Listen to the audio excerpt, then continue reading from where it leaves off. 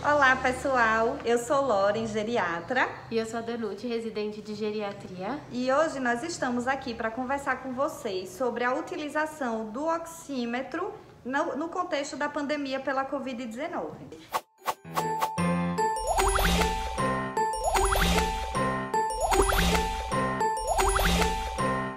O que nós vemos observando é que com a divulgação de informações que a pneumonia pelo Covid tem causado uma queda na saturação de oxigênio e que essa queda pode vir antes dos sintomas respiratórios, como cansaço e falta de ar, houve um aumento da busca das pessoas pela compra desse aparelhinho. Então a gente vai falar um pouquinho sobre quem deve ter esse aparelho, quando comprar, como que utiliza da forma correta e como interpretar esses resultados. Então Danute vai falar pra gente o que é o oxímetro de pulso, o que é que ele avalia, pra gente poder começar o nosso vídeo de hoje.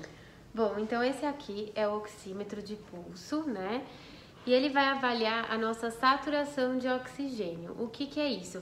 É o quanto de oxigênio que o nosso sangue está levando para o resto do nosso corpo. Ele vai dar um número que vai ser em porcentagem, que a referência é o 100%, que é o máximo. E também vai dar pra gente a frequência cardíaca, que é o número de batimentos do nosso coração por minuto. Bom, então, Danute, qual que é o valor normal de uma saturação de oxigênio? Então, normalmente a gente utiliza um valor entre 95% e 100%. Mas isso é muito complicado da gente explicar, ensinar um valor correto para a gente ter como base, porque tudo vai depender das comorbidades dos pacientes, ou seja, que doenças ele tem, se ele tem alguma doença pulmonar, alguma doença cardíaca, que pode justificar uma saturação mais baixa sem que isso queira dizer alguma complicação ali aguda no momento. Exatamente. Então, assim, às vezes o paciente já tem uma insuficiência cardíaca ou uma doença pulmonar crônica e a saturação basal, a saturação de base dele é ali em torno de 90%. Então, não é esperado que para esse paciente você encontre um valor de 95% para achar normal. Por isso que é muito importante que os resultados encontrados nesses dispositivos que monitorizam o paciente sejam sempre discutidos com o médico para que seja feita uma avaliação mais completa.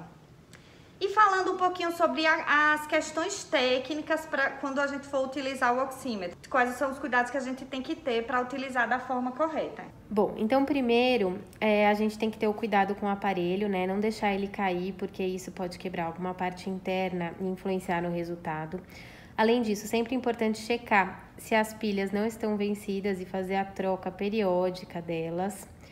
O paciente tem que garantir que as mãos estejam bem secas e quando for aferir, o paciente de preferência em repouso, sentado, com as mãos bem apoiadas, porque o movimento das mãos pode também atrapalhar na aferição dos valores corretos. Então, você vai abrir o oxímetro, posicionar o seu dedo e ligar o aparelho. E vai esperar, porque ele tem um tempo até ele indicar o valor. Essa curva que está aparecendo embaixo é a curva do oxímetro e ele tem que estar fazendo essa curva, porque se ele não faz, pode ser que a aferição não está sendo correta.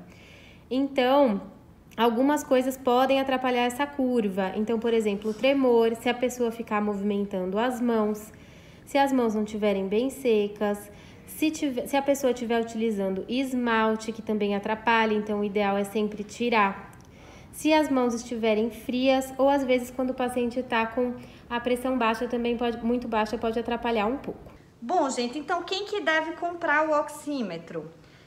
Na verdade, não existe uma indicação de estar todo mundo comprando o oxímetro para ter em casa. Às vezes ele vai ser usado de forma desnecessária e gerar ansiedade. E tem paciente, às vezes, que nem tá com a doença e tá comprando e medindo a saturação de oxigênio várias vezes por dia, sem ter uma indicação, sem ter uma necessidade.